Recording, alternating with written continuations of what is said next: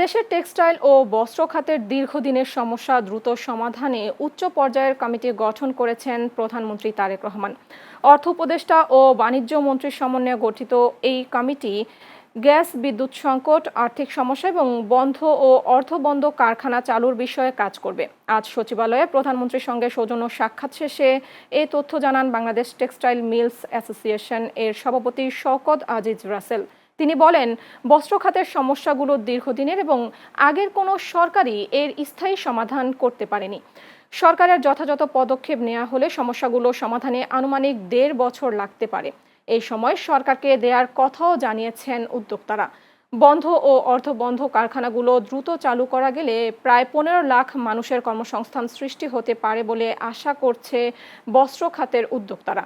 তবে এই খাতকে পুনরুজ্জীবিত করতে প্রতিযোগিতামূলক বাজারে পণ্যের ডাম্পিং ঠেকাতেও সরকারের কার্যকর পদক্ষেপ প্রয়োজন বলে জানিয়েছেন তারা।